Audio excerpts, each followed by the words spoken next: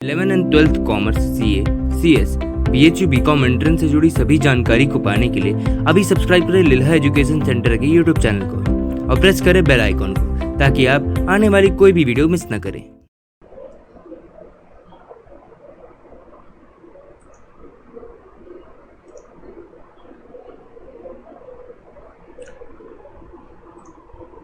Hello students, कैसे हैं आप सब? First of all, yes, very good evening Ayush. Good to see you live. First of all, very sorry for coming live at a very unusual time. Usually हम 12 बजे live आते थे, but timing थोड़ा सा चेंज करना पड़ा हमको because of some other class schedule. और आज हम आपके साथ में काफ़ी दिन बाद लाइव आ भी रहे हैं, तो आई जस्ट वेट कि कुछ और स्टूडेंट्स ज्वाइन इन करें. तब तक एटलीस्ट जितने स्टूडेंट्स अभी अपने साथ में लाइव हैं, अगर आप लोग कुछ सवाल पूछना चाहें, मोस्ट वेलकम. ठीक है, आप लोग अपने क्वेश्चंस पूछिए. तो I will wait for 5 minutes कि कुछ और स्टूडेंट्स अगर लाइव आना चाहते हैं, because the timing which I had announced was 4:30. तो I will start at 4:30, but तब तक अगर आप कुछ क्वेश्चंस पूछना चाहते हैं हमसे, मोस्ट वेलकम. हम आपके लिए आज एक बहुत बड़ा क्वेश्चन बैंक लेकर के आए हैं जो आपके साथ में हम शेयर करेंगे. Will be very useful for you. But तब तक आप जो भी पूछना चाहें पूछ सकते हैं.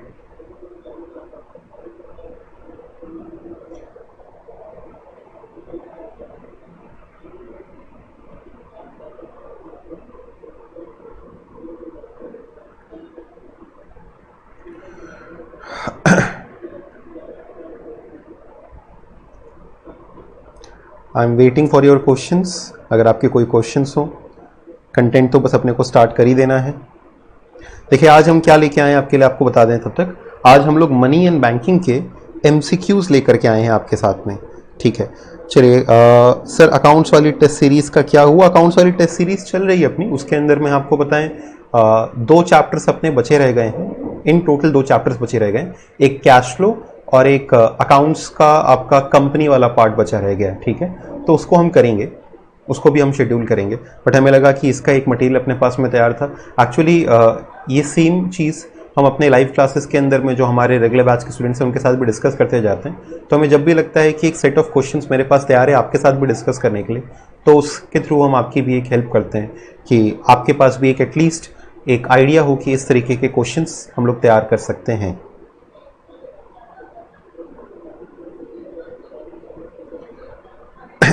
Very good evening all of you.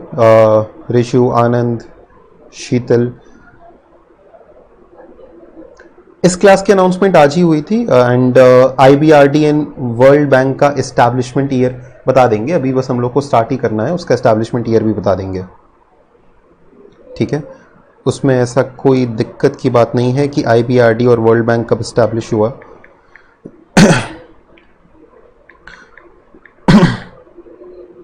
और बताइए. यस, बहुत दिन बाद, बहुत दिन बाद.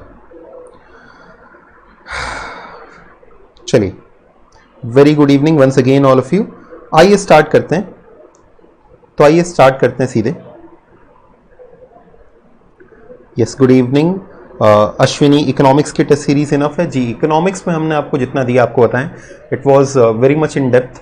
और उसके अंदर में देखिए जो जो टॉपिक्स हमने आपसे कहे थे MCQs के अंदर में, वो सारे टॉपिक्स भी अगर आप अच्छे से प्रिपेयर कर रहे हैं, that much will be enough. अब उसके बाहर से कुछ आ जाए, आई डोंट नो, बट हाँ, एक आइडिया लेने के लिए that much is more than enough.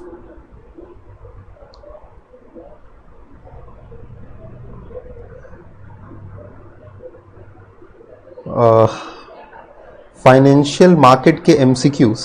देखिए, फाइनेंशियल मार्केट का MCQ वाली जो एक्चुअली फाइल थी वो हम अपडेट नहीं कर पाए थे, लेकिन आज की फाइल हमने देखिए आपके लिए एक पहले से अपडेट कर रखी है. आज हम आपको बताएं हमने क्या कर रखा है आपके लिए. ये अपनी वेबसाइट है lillaeducationcenter.in. इसके डाउनलोड सेक्शन को आप हमेशा विजिट करते रहा करिए. इसमें ये जो आपके लिए 3rd सेक्शन है BHU BCom entrance study material, इसमें हम चीज़ों को अपडेट करते रहते हैं. तो फाइनेंशियल मार्केट का भी अपडेट करना ऑब्वियसली बाकी है, लेकिन हमने आज आपके लिए ये एक चीज़ अपडेट कर दी है. तो इसके बारे में हम आपको बताएंगे कि ये क्या है. आप थोड़ा वेट करें इसके लिए. Maths will be coming later on, maths will be coming later on. ठीक है, मैथ्स भी अभी आएगा. अब अपने पास में टाइम है. आप लोग को भी मालूम है कि exams are not going to be conducted in this month और इवन नेक्स्ट मंथ भी बहुत अभी अनएक्सपेक्टेड ही है, आई एम एक्सपेक्टिंग कि ये बोर्ड एग्जाम्स के बाद होगा, तो वी हैव टाइम, तो I have also eased it कि नहीं हम आराम से अपनी तैयारी को कर सकते हैं, तो थोड़े थोड़े समय में आपके साथ में आते रहेंगे। होपफुली आप लोगों ने वो जो बीएसटी का रिवीजन हम लोग करवाने वाले हैं उसकी भी अनाउंसमेंट सुनी हो, वो भी आप लोग के लिए काफ़ी यूजफुल रहेगा, उसको भी आप लोग ज़रूर से ज्वाइन करिएगा। वो भी आपका यूजुअली 4 o'clock की टाइमिंग पे रहेगा। चलिए स्टार्ट करते हैं विद द फर्स्ट क्वेश्चन। देखिए स्टूडेंट्स, हम आपको पहले इसके बारे में बता दें कि आज हम किस तरीके से प्रोसीड कर रहे हैं। ये जो हम आपके साथ में डिस्कस कर रहे हैं ये अपने मनी एंड बैंकिंग के आए हुए पास्ट ईयर के पेपर के क्वेश्चंस हैं। 2019 के हैं, 2018, 17 एंड 16 के हैं। हम आपके साथ में 2 साल के क्वेश्चंस को डिस्कस करेंगे, 2019 एंड 2018 के क्वेश्चंस। साथ ही साथ हम आपको ये डिस्कस करने से पहले बता भी दें कि आपको ये कैसे करके तैयार करना चाहिए। देखिए, money and banking is a very uncertain topic. Money and banking is a very uncertain topic. ऐसे कुछ टॉपिक्स हैं like money and banking, financial market, हम कहते हैं सिर्फ क्लास 12 से आता है, तो ऐसा नहीं है। तो हम लोगों ने आपको अपने डाउनलोड सेक्शन में एक सिलेबस बताया था, एक क्लास हमने ली थी जिसके अंदर में हमने आपको सिलेबस के बारे में बताया था। तो ये सिलेबस को आप साथ साथ में जरूर से रेफर करिएगा। देखिए, ये हम लोगों का दिया हुआ सिलेबस था।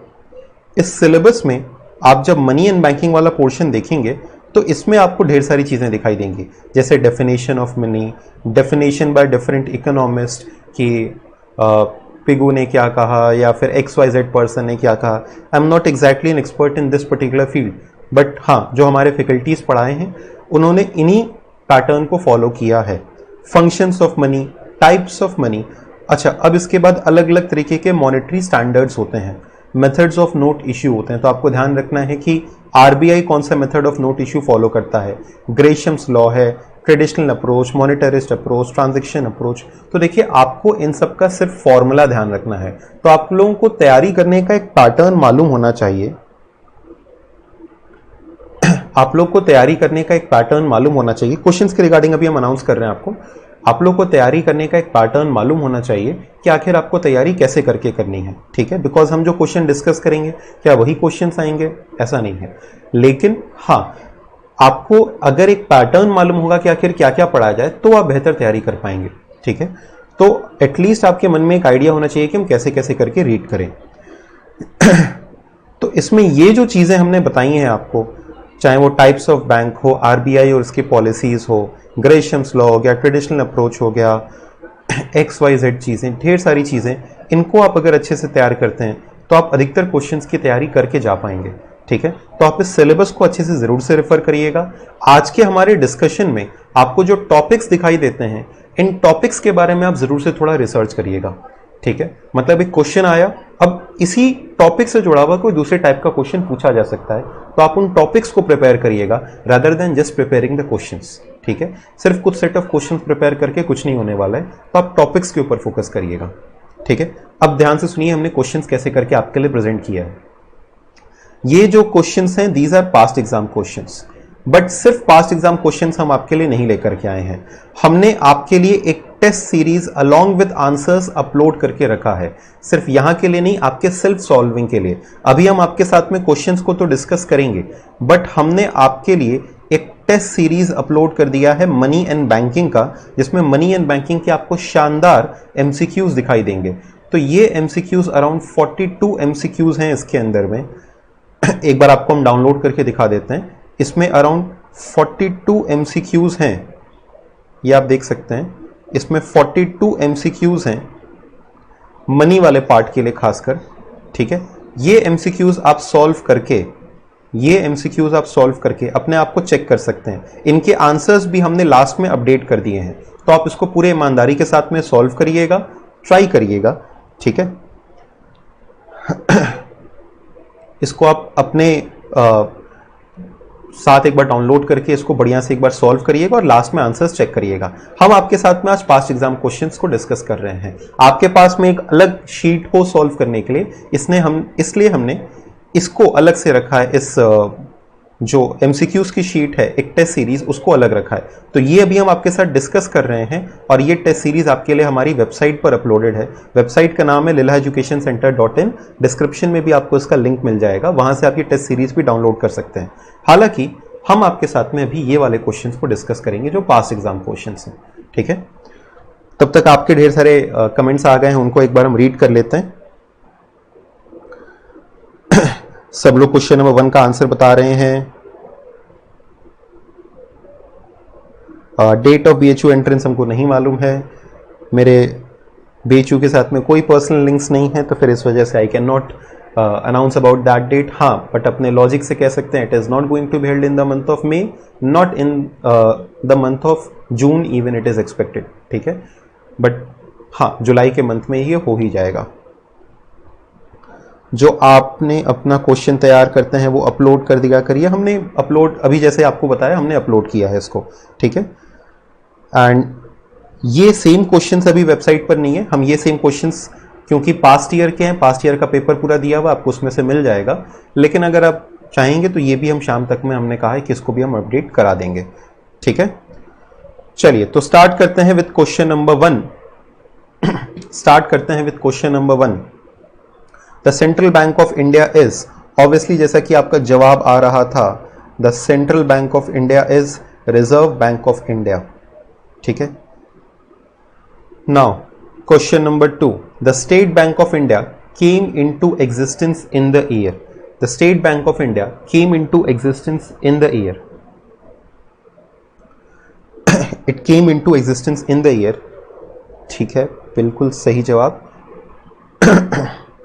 कई लोगों ने पहले ही कह दिया था it came into existence in the year 1955। ये 2019 के क्वेश्चंस थे। अब जैसे देखिए आपने देख लिया स्टेट बैंक का हमसे एग्जिस्टेंस का ईयर पूछा गया, तो अब आपको स्टेट बैंक, RBI, IBRD जो बड़े बड़े इंस्टीट्यूशंस हो गए, चाहे वो IMF हो गया, अब आपको इन सब का इनकॉर्पोरेशन ईयर तैयार कर लेना चाहिए। कैसे करके तैयार करना चाहिए आप ये समझिए। फिर से हम कहेंगे चुनिंदा क्वेश्चन डिस्कस करके मेरा कोई पर्पस सर्व नहीं होगा। आप कैसे तैयारी करनी है ये समझिए। आपने देखा कि ये टॉपिक्स पूछे गए हैं, अब इन टॉपिक्स के आप अपने खुद के नोट्स बनाइए। यकीन मानिए स्टूडेंट्स, हम आज भी अपने खुद के नोट्स बनाते हैं। मेरी कॉपी अभी दिखाई नहीं दे रही, हम आज भी अपने खुद के नोट्स बनाते हैं और आपको पढ़ाने से पहले हम खुद पढ़ाई करके आते हैं तब आपको पढ़ाते हैं। तो आपको तैयारी करनी चाहिए खुद अपने नोट्स बनाने की, ठीक है। तो नोट्स बनाइए, उसको पढ़िए अच्छे से, रिसर्च करिए अपनी, तब वो कहा जाएगा कि आपने फुल फ्लेजेड तैयारी की है, ठीक है। Regional rural banks are managed by, regional rural banks are managed by, इनको कौन मैनेज करता है? Central government, state bank of India. तो देखिए रीजनल रूरल बैंक एक तरह का हम कह सकते हैं कि स्टैट्यूटरी कॉर्पोरेशन टाइप है।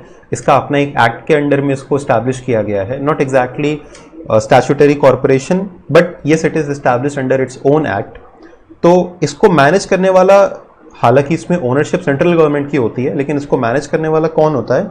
इसको मैनेज करने वाला होता है बोर्ड ऑफ डायरेक्टर्स। इसको मैनेज करने वाला होता है board of directors. Ownership central government की है but it is managed by it's board of directors, ठीक है। ध्यान से समझिएगा, मालिक तो इसका सेंट्रल गवर्नमेंट है बट मैनेजमेंट इसका बोर्ड ऑफ डायरेक्टर्स करता है, ठीक है। आरबीआई कौन सा method of note issue follow करता है? क्वेश्चन नंबर 4, आरबीआई कौन सा method of note issue follow करता है? Maximum fiduciary system, minimum reserve system, proportional reserve system या fixed fiduciary system? It follows minimum reserve system. Question number 4 का answer है it follows minimum reserve system. Minimum reserve system के अंदर में क्या होता है कि वो अपने पास में 200 करोड़ रुपए के रिजर्व्स को मेंटेन करता है in the form of gold and other metallic form, ठीक है। इस फॉर्म में अपने पास में मेंटेन करता है, फिर वो जितने चाहे उतने नोट इश्यू कर सकता है। जैसे एक सवाल आता है कि सर आरबीआई क्या जितने चाहे उतने नोट इश्यू कर सकता है? जी बिल्कुल, आरबीआई जितने चाहे उतने नोट्स इश्यू कर सकता है, ठीक है। नेक्स्ट, अच्छा, those who have joined us late, let me announce you कि we are discussing questions on money and banking. हमने एक एक्स्ट्रा सेट ऑफ क्वेश्चंस, पूरा टेस्ट सीरीज 42 क्वेश्चंस का आपके लिए वेबसाइट पर अपडेट किया है। वेबसाइट है www.lelaeducationcenter.in। इसके डाउनलोड सेक्शन में जब आप BHU BCom entrance free study material पर जाएंगे तो आपको 6th पॉइंट में दिखाई देगा मनी एंड बैंकिंग के MCQ टेस्ट सीरीज। इसमें लास्ट में आंसर्स भी अटैच्ड है, तो आप जब पूरी पढ़ाई कर लेंगे तो उस टेस्ट सीरीज को अटेम्प्ट कर लेना। Next, question number 5। Now this is very important for this attempt also, this is very important, ठीक है। इससे जरूर से सवाल पूछा जाएगा, गारंटीड, ठीक है। Why I am saying so? Because economy इस समय जिस सिचुएशन में चल रही है क्या आप लोग बताएंगे कि ये सिचुएशन इन्फ्लेशन की है या डिफ्लेशन की है? ये महंगाई का दौर चल रहा है या मंदी का दौर चल रहा है? क्या आप लोग बताएंगे?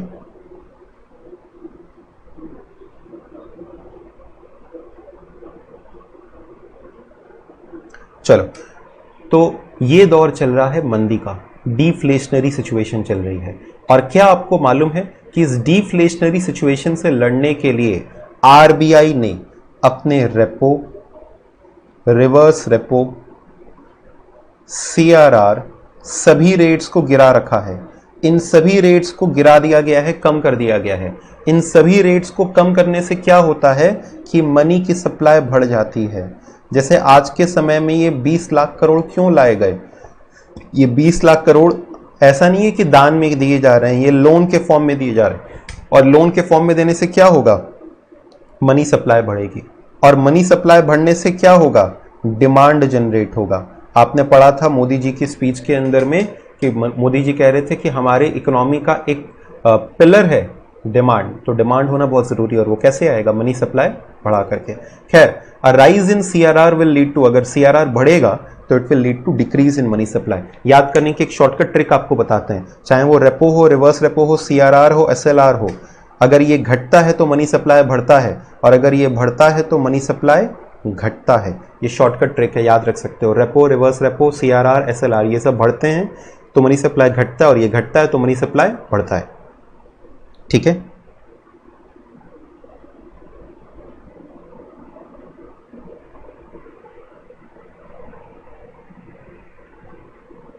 an increase in the bank rate, other things being the same, will lead to, अगर बैंक रेट इंक्रीज कर जाए तो बैंक रेट क्या होता है? Bank rate is the rate of interest, it is the rate of interest charge by whom? It is the rate of interest charge by RBI from commercial bank. तो अगर RBI commercial bank से महंगा rate charge करेगा तो commercial bank हमसे महंगा rate charge करेगा। तो ऑब्वियस सी बात है कि अगर बैंक रेट बढ़ जाएगा तो what will happen? A, decline in cost of credit. B, increase in cost of credit. Neither decline nor increase. The answer is B, increase in cost of credit. Next,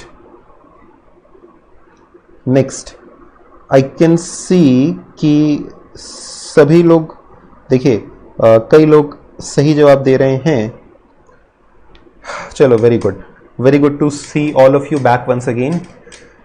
Question number 7, आइए इसका सही जवाब दीजिएगा। The issued capital of RRB वो subscribe bye, एक ही साल में RRB के ऊपर न जाने कितने सवाल पूछ लिया।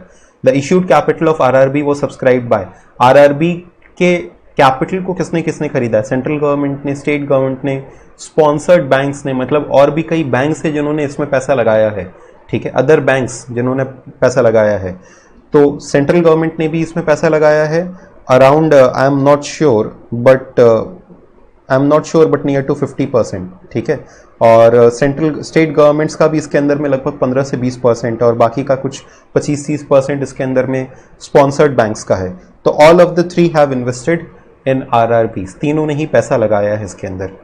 ठीक है, next question number 8, the main objective of a sound monetary system is, जो मॉनेटरी सिस्टम होता है, जो मॉनेटरी स्टैंडर्ड होता है, उसका क्या एक मेन ऑब्जेक्टिव होता है?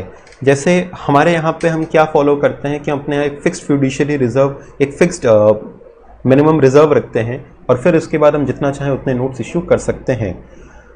तो हमारा जो मॉनेटरी स्टैंडर्ड है किस हिसाब से फ्रेम किया जाता है? ताकि हमारी करेंसी की इंटरनल और एक्सटर्नल वैल्यू, मतलब अपनी खुद की उसकी अंदर की जो बाइंग कैपेसिटी है और जो उसकी कैपेसिटी है in relation to other currencies, दोनों के अंदर में स्टेबिलिटी बनी रहे। तो it is to maintain stability in internal as well as external value. ठीक है,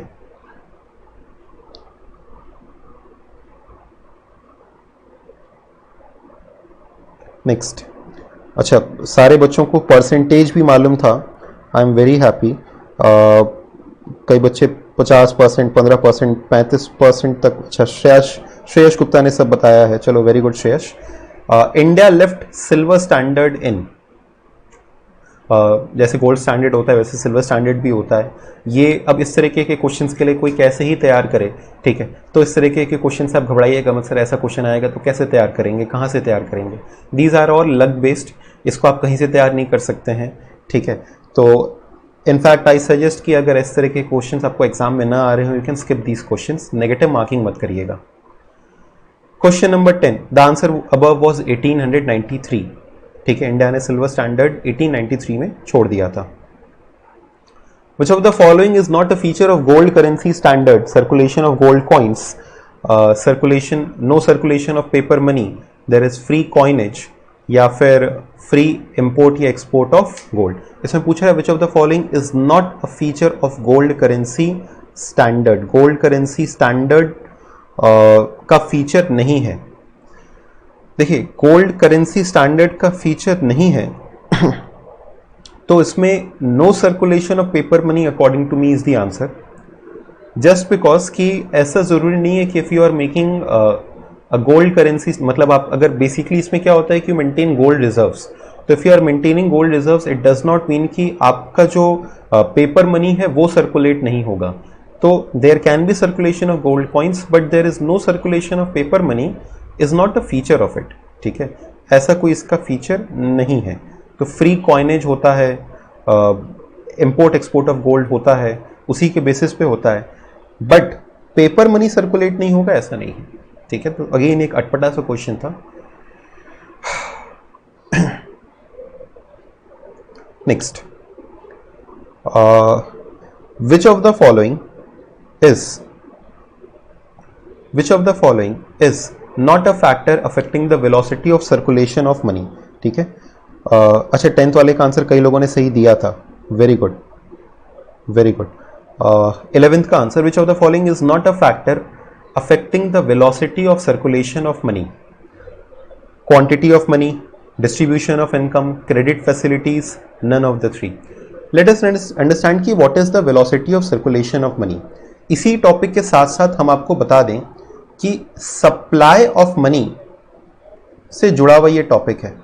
सप्लाई ऑफ मनी क्या होता है ये तो आपने 12th क्लास में सीखा होगा, बट सप्लाई ऑफ मनी की अलग अलग थियरीज होती हैं।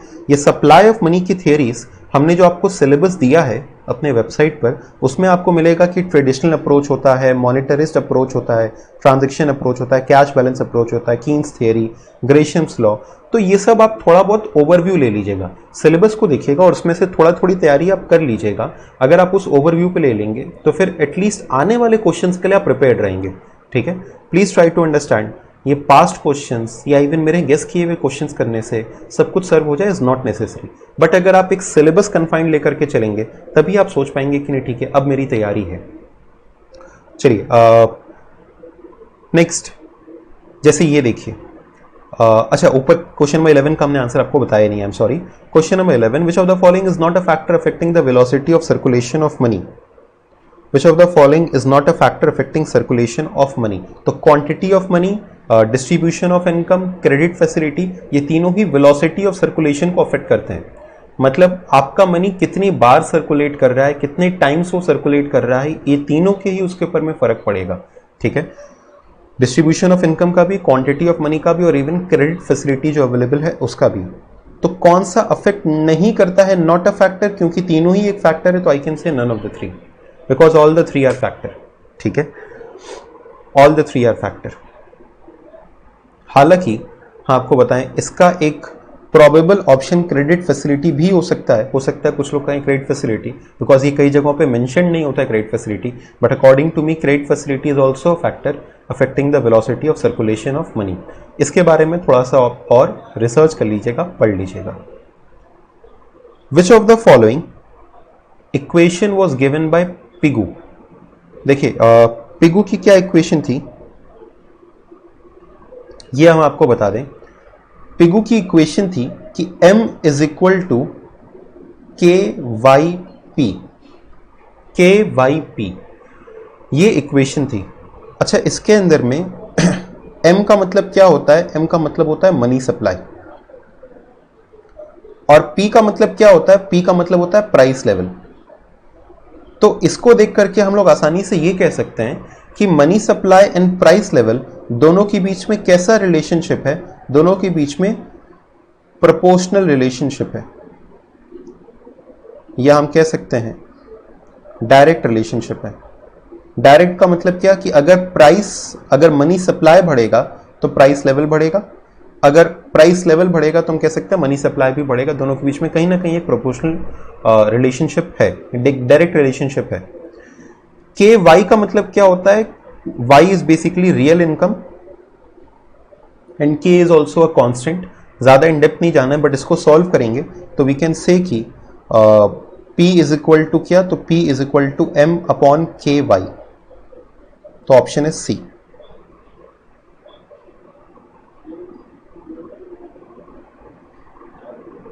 Question number 13। Question number 13, money supply means, money supply का क्या मतलब होता है? Currency money, total stock of money in circulation at any moment, cash balance held by the government and the banks, या करेंसी नोट्स इन सर्कुलेशन। तो currency money हम कह सकते थे इसको, लेकिन बेसिकली इसे हम क्या कहते हैं? It is the stock of money in circulation, because जितनी करेंसी छापी गई वो पूरा का पूरा इन सर्कुलेशन हो इज नॉट नेसेसरी। और ये एक स्टॉक ऑफ मनी होता है क्योंकि ये एक स्टॉक कॉन्सेप्ट होता है। Money supply is a stock concept. The correct option is B. Question number 14 I am skipping because इसका करेक्ट आंसर के लिए I am also not very sure. तो question number 14 I am skipping right now. The question was exchange equalization funds were created under which form of gold standard? I'll have to check on this question, तो हम आपके साथ में discuss करेंगे। If you have the answer, you can surely tell it, and हम इसको जब check करेंगे तो आपके साथ में डिस्कस कर लेंगे, या आप इसको एक बार खुद से ज़रूर से चेक कर लीजिएगा। I'll confirm it from the faculty member as well कि इसका क्या आंसर हो सकता है। चलो नेक्स्ट क्वेश्चन नंबर 15 पे आते हैं। Which principle of note issue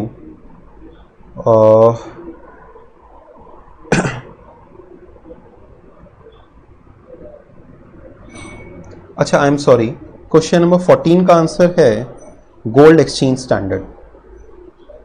question number 14 का आंसर है gold exchange standard. Exchange equalisation fund इसके अंदर में क्रिएट करते थे अंडर गोल्ड एक्सचेंज स्टैंडर्ड। वो क्वेश्चन जिसमें हमको डाउट था was this question, Which principle of note issue requires 100% metallic circulation? ठीक है, तो this was a bit doubtful question, इसको एक बार हमको चेक करना था। इसका आंसर जो है क्वेश्चन नंबर 14 का, exchange equalisation funds were created under which form of gold standard? The answer is gold exchange standard. ठीक है, इसमें क्या करते थे आप? एक एक्सचेंज इक्वलाइजेशन फंड क्रिएट करते थे। उससे क्या होता था कि अगर कभी फॉरेन एक्सचेंज रेट किसी करेंसी का बढ़ता था या घटता था तो उसको इक्वलाइज करने के लिए कंट्रीज के पास में एक फंड, एक रिजर्व रखा रहता था, जिससे कि वो एक्सचेंज रेट को, फॉरेन एक्सचेंज रेट को स्टेबलाइज कर देती। ठीक है, तो 14th का आंसर है D, gold exchange standard. Question number 15 में somebody is saying currency principle, I am not sure of it but I'll have to check it। ठीक है, I am not sure of it but I'll have to check it। ठीक है, so question number 15 is currency principle as the students are telling me, but I'll have to check it once again। The abbreviation NABARD stands for, the abbreviation NABARD stands for, NABARD का full form क्या होता है? आप सबको मालूम है, NABARD is National Bank for Agricultural and Rural Development। तो it is National Bank for Agriculture and Rural Development। ठीक है, तो एग्रीकल्चरल और रूरल डेवलपमेंट दोनों के ही काम में आता है। In fact NABARD is the apex bank. देखो, कई चीज़ों का अपना एक एपेक्स बैंक सेटअप किया जाता है। जैसे हम कह सकते हैं इंडस्ट्रियल डेवलपमेंट के लिए आईडीबीआई एक एपेक्स बैंक है, वैसे ही करके एग्रीकल्चरल बैंक्स के लिए नाबार्ड एक एपेक्स बैंक है। तो ये एपेक्स बैंक बनाए जाते हैं ताकि एक पर्टिकुलर सेक्टर की स्कीम्स को हम इम्प्लीमेंट कर सकें। तो स्मॉल इंडस्ट्रीज के लिए सिडबी है, small industries development bank of India. ठीक है, इनफैक्ट आई सजेस्ट कि आप सभी बैंक्स के, सभी बड़े बड़े बैंक्स के एक एस्टैब्लिशमेंट ईयर के बारे में ज़रूर से जानिएगा। और जब हम आपके साथ में इकोनॉमिक अवेयरनेस को डिस्कस करेंगे, उसमें जो भी फिलहाल मर्जर चल रहे हैं बैंक्स का, उसके बारे में भी आपसे डिस्कस करेंगे। But establishment year of banks ये आप खुद से ज़रूर से याद करिएगा। ठीक है, an instrument of qualitative control, qualitative credit control in India is, I am sure कि आप लोग इसका आंसर दे देंगे, open market operation, change in reserve ratio, bank rate policy and margin requirement. The answer is margin requirement. ठीक है, तो as you can see कि there is one sure short topic जो कि बैंक के आरबीआई के मॉनेटरी पॉलिसी उससे जुड़ा हुआ रहता है। इनफैक्ट दो क्वेश्चंस हम कह सकते हैं कि राइज हो सकते हैं।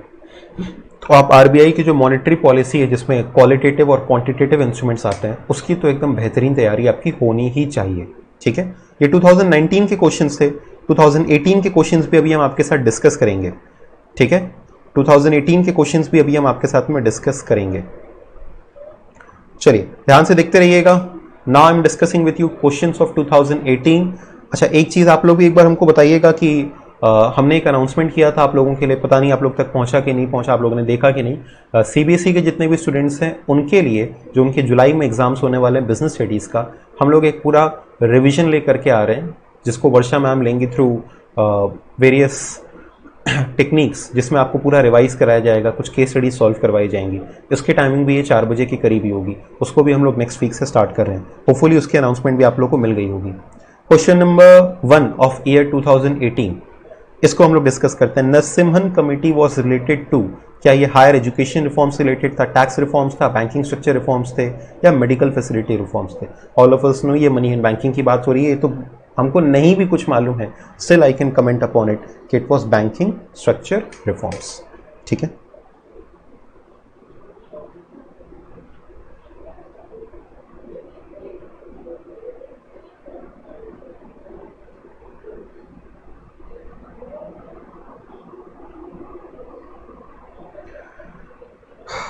चलिए, which organisation issues monetary policy in India? First वाले का आंसर सबने सही दिया था, which organisation issues monetary policy in India. तो आप याद रखिएगा किसी भी देश में 2 तरह की पॉलिसीज होती हैं। In any country there is 2 kind of policies. पहला होता है उसकी फिस्कल पॉलिसी और दूसरा होता है उसकी मॉनेटरी पॉलिसी।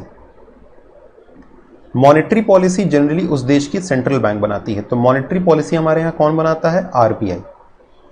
अपने क्वार्टरली स्टेटमेंट्स देती है आरबीआई, उसके अंदर में अपनी मॉनेटरी पॉलिसी बनाती है। फिस्कल पॉलिसीज कौन बनाता है? फिस्कल पॉलिसी बनाता है मिनिस्ट्री ऑफ फाइनेंस। हम कह सकते हैं गवर्नमेंट बनाती है, या इसे कह सकते हैं मिनिस्ट्री ऑफ फाइनेंस। गवर्नमेंट का ही हिस्सा है मिनिस्ट्री ऑफ फाइनेंस। तो मॉनेटरी पॉलिसी कौन बनाता है? Reserve bank of India. Which of the following is a feature of good money? Good money and bad money के बारे में आप अच्छे से पढ़ लीजिएगा, इनके फीचर्स के बारे में आप अच्छे से रीड कर लीजिएगा। You will get it on internet. Good money and bad money, आप आई होप आप एक पेन कॉपी लेकर के बैठते हैं साथ में। Good money and bad money के फीचर्स आप जरूर से पढ़िएगा, ठीक है, इसको जरूर से रेफर करिएगा। तो विच of the following is a feature of good money? तो एबंडेंटली अवेलेबल टू एवरीबडी, क्या ये एक फीचर ऑफ गुड मनी है? नहीं, हर किसी के पास होगा ऐसा जरूरी नहीं है। शाइनिंग एंड क्लीन कॉइन्स होने चाहिए, ऐसा भी कोई जरूरी नहीं है। एक्सेप्टेबल बाय एवरीबडी, हाँ, एक अच्छे मनी की ये फीचर जरूर होनी चाहिए कि यूनिवर्सल एक्सेप्टेबिलिटी हो। There must be universal acceptability. तो यस, थर्ड का सी वाला point, universal acceptability is a feature of good money. Point number 4, question number 4, which of the following is not a function of commercial bank? इसमें से कौन सा एक commercial bank का function नहीं है? इंश्योरिंग सिक्योरिटी फॉर लोन्स, जो loans दिए गए हैं ये इंश्योर करना कि वो प्रॉपरली सिक्योर्ड हो, उनको रिकवर किया जा सके, ये तो बैंक की जिम्मेदारी है। Issuing and processing of credit cards, ये भी बैंक करता है। डीलिंग इन फॉरेन एक्सचेंज, ये भी बैंक करता है। बट मॉनेटरी पॉलिसी कंट्रोल करना कमर्शियल बैंक का काम नहीं है। मॉनेटरी पॉलिसी कंट्रोल करना आरबीआई का काम है। RBI is not a commercial bank, it is not a profit making organisation, ठीक है, या प्रॉफिट पर्पस के लिए इसको नहीं बनाया गया है। तो we can say it is not for controlling monetary policy. ऊपर के तीनों ही काम, हालांकि फर्स्ट सेकंड आपको भी थोड़ा अजीब लगेगा कि सर ये तो फंक्शंस में पड़े नहीं थे, लेकिन हाँ, ये भी काम कमर्शियल बैंक करता है, ठीक है। चलिए, IBRD was established in which year, ये सवाल आ गया। तो IBRD जो है वर्ल्ड बैंक का ही हम एक कह सकते हैं एक हिस्सा है। It consist of IBRD, IDA। तो हम कह सकते हैं कि IBRD या वर्ल्ड बैंक, इसी को लेटर ऑन वर्ल्ड बैंक नाम दे दिया गया, was established in the year 1944, ठीक है। It was established in the year 1944। Next,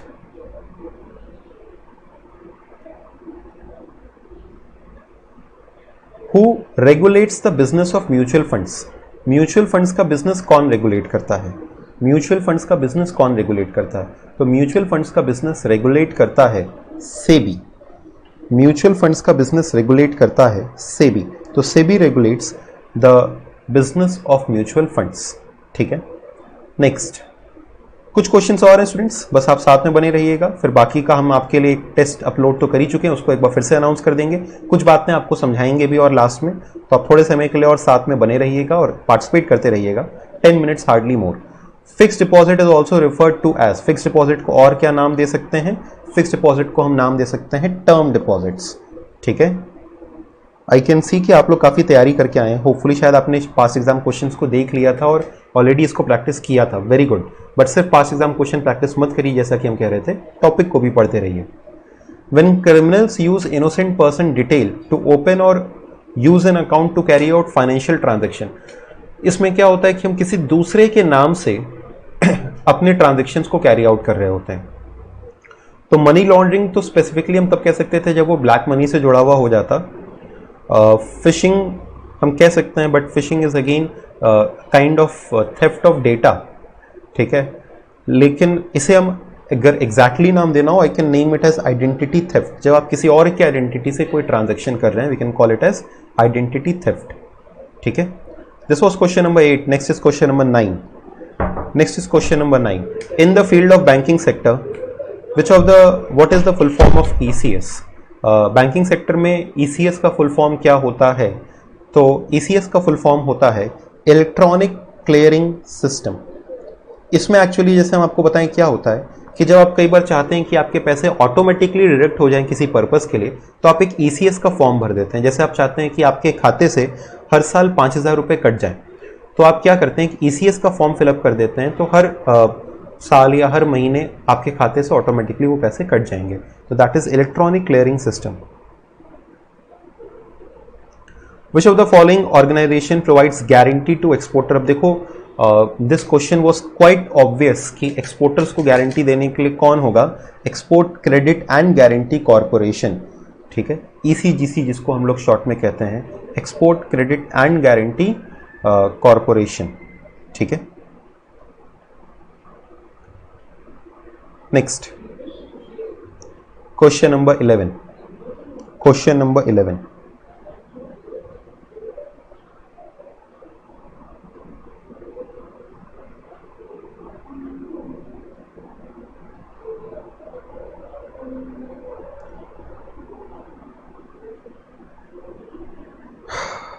Which of the following organization issues the rule of global trade? It issues the rules for global trade. Global trade से जुड़े हुए rules को कौन issue करता है? It is world trade organisation. Global trade से जुड़े हुए रूल्स को कौन इशू करता है? It is world trade organisation. ठीक है, पहले इसका नाम क्या था? पहले इसका नाम था GATT, general agreement on trade and tariffs, but 1995 के अंदर में इसको रीनेम कर दिया गया एंड इट बिकेम क्या? World trade organisation. ठीक है, next question number 12। The headquarters of IMF and world bank are located at? World bank और IMF के हेडक्वार्टर्स कहां पर हैं? तो इन्होंने जेनेवा मॉन्ट्रियल दिया है। जेनेवा मॉन्ट्रियल में WHO का हेडक्वार्टर्स है, Vienna, Washington DC। Washington DC is the place जहां पे IMF और वर्ल्ड बैंक दोनों का ही हेडक्वार्टर्स है। ठीक है, IMF वर्ल्ड बैंक दोनों का ही हेडक्वार्टर्स है। Washington DC is in USA। ठीक है, यहां पर इनका हेडक्वार्टर्स है। Next, which of the following is a retail banking product? इसमें से कौन सा एक रिटेल बैंकिंग प्रोडक्ट है? रिटेल बैंकिंग प्रोडक्ट है, इसका मतलब क्या? रिटेल बैंकिंग प्रोडक्ट होने का मतलब क्या कि इंडिविजुअल कस्टमर्स को दिया जाता है, नॉट टू बिजनेस, ये इंडिविजुअल्स को दिया जाता है। तो रिटेल बैंकिंग प्रोडक्ट का मतलब आई थिंक आपको समझ में आ गया होगा। तो होम लोन्स इंडिविजुअल को दिया जाता है, ये तो बिल्कुल सही है। वर्किंग कैपिटल फाइनेंस बिजनेस को दिया जाता है। कॉर्पोरेट टर्म लोन बिजनेस को दिया जाता है। इंफ्रास्ट्रक्चर फाइनेंस बिजनेस को दिया जाता है, लेकिन होम लोन इंडिविजुअल को दिया जाता है, तो हम कह सकते हैं कि उनका वो रिटेल बैंकिंग का प्रोडक्ट है। ठीक है, ये इंडिविजुअल्स को दिया जाता है। तो एक कॉर्पोरेट बैंकिंग का एक अलग सेक्टर हो जाता है और रिटेल बैंकिंग का अलग सेक्टर हो जाता है। तो इंडिविजुअल्स को दिए जाने वाले लोन इसमें कौन सा है? Home loan. कई लोगों को इसमें वर्किंग कैपिटल फाइनेंस लगा होगा क्योंकि ऐसा कुछ सुना नहीं होगा या और चीजें, but the answer is home loans. ठीक है, the monetary policy is announced by, the monetary policy is announced by, it is announced by the governor of RBI. और ये कब अनाउंस होता है? इनकी अपनी क्वार्टरली पॉलिसी में अनाउंस होता है, इनकी अपनी क्वार्टरली पॉलिसी में अनाउंस होता है। क्या चीज अनाउंस होता है? क्या चीज अनाउंस होता है? Monetary policy. ठीक है, देखिए एक चीज और आप याद कर सकते हैं कि अच्छा ये बताइए, क्या आप में से अभी किसी को ये मालूम है कि इस समय आरबीआई का गवर्नर कौन है? क्या आप में से अभी किसी को ये मालूम है कि इस समय आरबीआई का गवर्नर कौन है? हमें थोड़ा वेट करना होगा आपके आंसर्स के लिए, क्योंकि आपके आंसर्स थोड़ा लेट आते हैं। तो आरबीआई का करंट गवर्नर कौन है, आप लोग को मालूम है?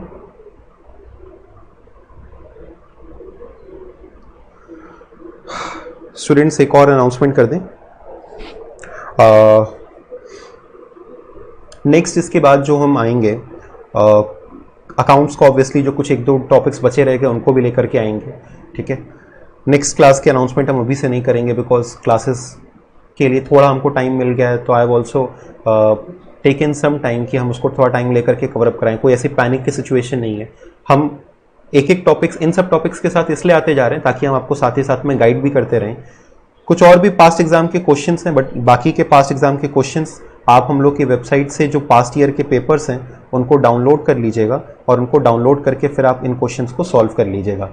तो ये कुछ पास्ट एग्जाम के क्वेश्चंस थे। और एक बार फिर से बता दें आपको, जो लोग लेट ज्वाइन किए थे, ये हमने पूरा का पूरा एक टेस्ट सीरीज आपके लिए यहाँ पे रखा है, और इस टेस्ट सीरीज के अंदर में हमने आंसर्स भी देके रखे हैं। ये कहाँ पर है? हमारे डाउनलोड सेक्शन के पॉइंट नंबर 6 में दिया हुआ है। यहाँ पे आप जब डाउनलोड्स में जाएंगे हमारी वेबसाइट पर, तो वहाँ पे आपको BHU BCom का फ्री स्टडी मटेरियल मिलेगा, और यहाँ पर जाने पर आपको पॉइंट नंबर 6 में कुछ टेस्ट सीरीज मिलेगी ऑफ अराउंड 42 क्वेश्चंस। इसमें पास्ट एग्जाम प्लस कुछ और भी बहुत ही बेहतरीन क्वेश्चंस हैं जो कि हमारे फैकल्टीज ने फ्रेम किए हैं। आप इसको प्रैक्टिस कर सकते हैं, लास्ट में आंसर्स भी दिया हुआ है, उसको आप चेक कर सकते हैं। तो व्हाट आई विल सजेस्ट कि आप पहले पूरी तैयारी कर लो और फिर इसके बाद आप इसको सॉल्व करना। एक बार फिर से आपसे कहेंगे कि जितने भी CBSE के yes, I just forgot to tell the name. Yes, the name is Shaktikant Das. The name is Shaktikant Das of the current governor of RBI. I just forgot to mention, हम किसी चीज़ में involve हो गए थे।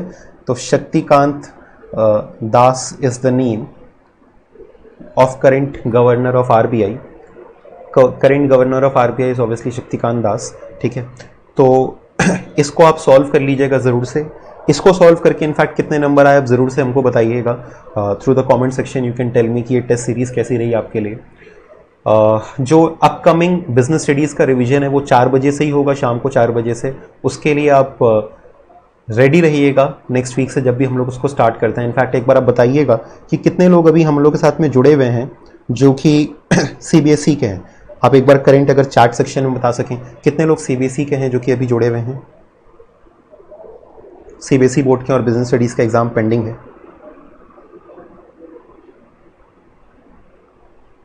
आज आने में late हो गई, यूजुअली अब हम 4 बजे ही लाइव आया करेंगे। ठीक है, बिकॉज बाकी सारा टाइम ऑक्यूपाइड है।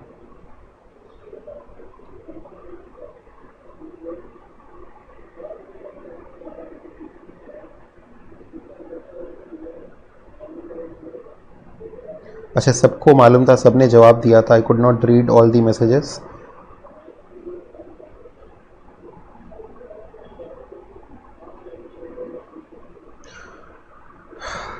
नितेश, इस सवाल को हमको भी चेक करना पड़ेगा जो आपने पूछा है। I am not sure of it. Commerce Guruji, ये टेस्ट सीरीज अपलोडेड है।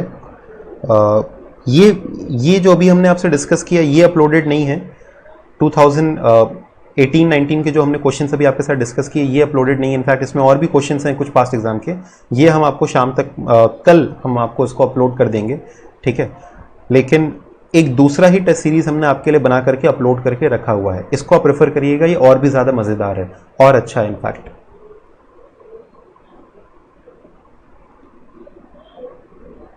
ठीक है, तो बहुत से आई कैन सी कि CBSE के स्टूडेंट्स हैं।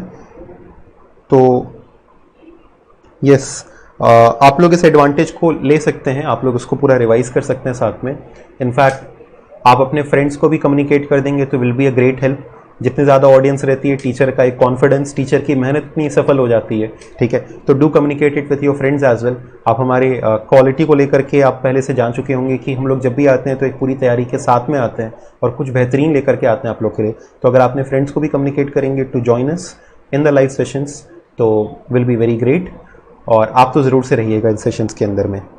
बाकी लोग भी अगर आना चाहें, इसको एक बार रिवाइज करना चाहें, इन जनरल अगर वो बिजनेस को समझना चाहें, जैसे इवन अदर बोर्ड्स के भी बच्चे हैं, इन जनरल अगर वो बिजनेस को रिवाइज करना चाहते हैं, पढ़ना चाहते हैं, जैसे कुछ यूपी बोर्ड के भी स्टूडेंट्स अगर वो रिवाइज करना चाहते हैं, पढ़ना चाहते हैं, मोस्ट वेलकम। एटलीस्ट आपकी एक तैयारी हो जाएगी, आपको एक ओवरव्यू मिल जाएगा, ठीक है। But very useful for CBSE students. अब आप लोग अगर कुछ पूछना चाहते हैं पूछिए, ये अब आपका टाइम है, आप लोग जो पूछना चाहें पूछ सकते हैं।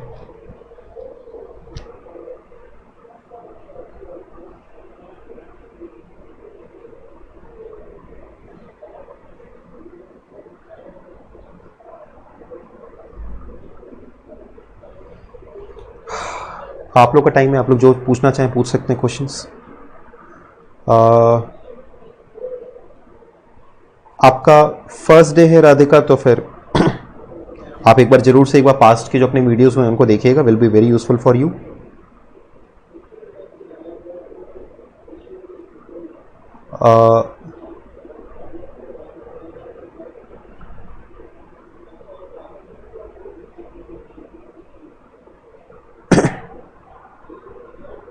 सर अब बीएचयू का टेस्ट सीरीज अब कब आएगा? विद इन सम डेज, ठीक है। बट हम कह सकते हैं कि नेक्स्ट हम डेट कोई भी आपको फिक्स अनाउंस नहीं करेंगे, क्योंकि हम अनाउंस करके उससे वो करना नहीं चाहते हैं। तो नेक्स्ट जब भी नेक्स्ट पॉसिबल होगा, जल्द से जल्द आपके साथ में लेकर के आएंगे एक next series. Might be in 5 days, maximum with in 5 days एक और टेस्ट सीरीज आपके लिए लेकर के आएंगे। बिजनेस का पूरा ई बुक तो अपलोड नहीं हो पाएगा, but as I can assure you कि हम आपको फिर भी जो रिवीजन करवा रहे हैं एटलीस्ट वो उसके थ्रू थोड़ा बहुत हेल्प कर पाएंगे। कुछ टेस्ट वाले क्वेश्चन ज़रूर से आपको दे दें, बट पूरी ई बुक अपलोड करना will not be possible.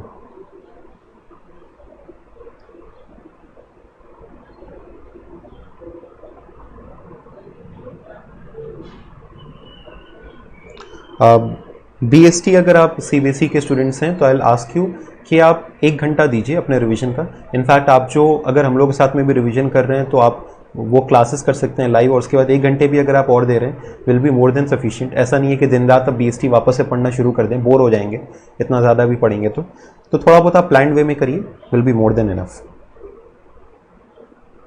Notes on money and banking आपको थोड़े बहुत खुद से बनाने पड़ेंगे, कुछ चीज़ें आपको खुद से भी करनी पड़ेंगी। हमने कई नोट्स आपके साथ में शेयर किए हैं, बट जिनका नहीं कर पाए हैं उनको आपके लिए खुद से एक बार बनाना पड़ेगा।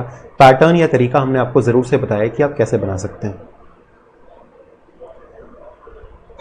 देखिए, आप जिन बाकी सब्जेक्ट्स के लिए पूछ रहे हैं तो बाकी सब्जेक्ट्स के लिए हम आपको बता दें कि जैसे जैसे टाइम मिलता जाएगा, हम पहले भी कहे थे, since I have a lot of time, तो हमने वो टाइम को यूटिलाइज किया है। अब जब जब पॉसिबल हो पाएगा कुछ मैथ्स के लिए, कुछ बाकी चीज़ों के लिए, हम आएंगे आपके साथ में, ठीक है। बट टाइम है मेरे पास, तो यकीन मानिए कि आपके एग्जाम से पहले हम एक बार सारे सब्जेक्ट्स आपके साथ में थोड़ा थोड़ा ही सही लेकिन डिस्कस ज़रूर से करेंगे, ठीक है। आप हमसे बार बार जो ये बीएचयू एंट्रेंस के लिए पूछ रहे हैं, तो लेट मी टेल यू कि not in the month of May, जून के महीने में भी बहुत लीस्ट एक्सपेक्टेड है। 1% चांस है कि जून के मंथ में भी होगा, कि जुलाई के मंथ में ही होगा, लेकिन जुलाई में ज़रूर से हो जाएगा, इससे ज़्यादा हम नहीं बोल सकते। बीएसटी की क्लास हमने जैसा कि आपको बताया 4 बजे से होगी, नेक्स्ट वीक से स्टार्ट हो रही है। अनाउंसमेंट सेक्शन को चेक कर लीजिएगा।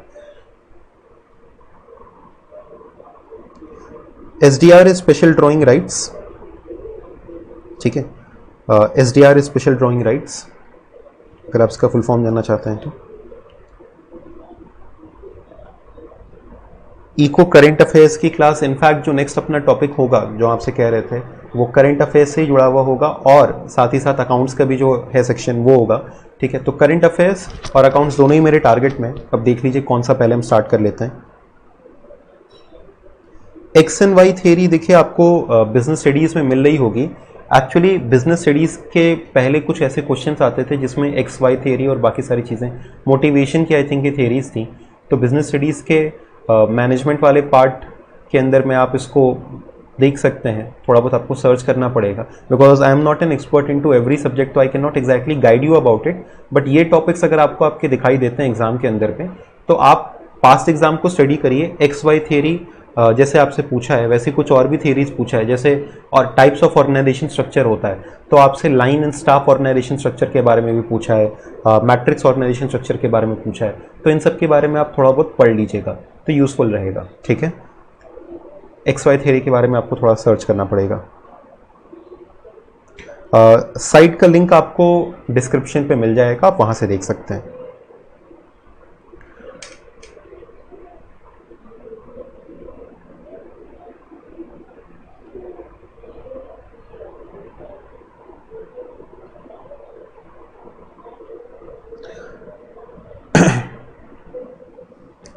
चलो, thank you so much students for joining us today. Next session जब भी होता है आपको ज़रूर से एक दिन पहले इन्फॉर्म करने की कोशिश करेंगे। बहुत मज़ा आया आज आप लोगों से एक बार वापस से मिल करके बात करके। नेक्स्ट क्लास कब होगी, जैसा कि हमने आपसे बताया 4 से 5 दिन के अंदर में नेक्स्ट सेशन हम ज़रूर से अरेंज करेंगे। अगर और पहले हो पाया और अच्छी बात है, पूरी कोशिश करेंगे कि हम संडे को आपके साथ एक सेशन ले पाए। नहीं ले पाए तो नेक्स्ट वीक पक्का एक सेशन तो लेना ही है, तो हम बीच बीच में आपके साथ सेशंस के लिए आते रहेंगे, ठीक है, ताकि सब्जेक्ट बाय सब्जेक्ट आपको गाइड कर सकें। सेल्फ रिलायंस का मतलब होता है कि आप सेल्फ डिपेंडेंट हो जाएं। जैसे इंडिया आज के समय में सेल्फ रिलायंट होने की कोशिश कर रहा है, हमें इंपोर्ट्स कम से कम करने पड़े, that is self reliance.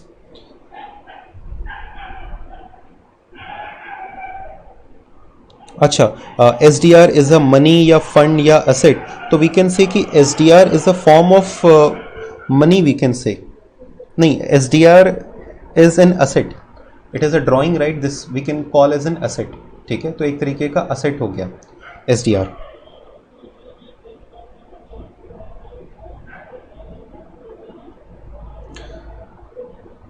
Thank you so much. ये SDR वाला क्वेश्चन उसका ही रह गया था, पता नहीं आप उनको मालूम नहीं था आप क्या पूछना चाह रहे थे। SDR is an asset because उसके बेसिस पे आप मनी ले सकते हैं, तो that becomes an asset. Ayush, classes 4 बजे चलती हैं यूजुअली, क्लासेस 4 बजे चलती हैं, लाइव जो अपनी क्लासेस हैं नेक्स्ट वीक से और रेगुलर चलेंगी, तो stay connected with us. Thank you so much. बाकी के आंसर्स हम आपको नेक्स्ट सेशन में दे देंगे, ठीक है। Bye bye, I have next session to start in, bye.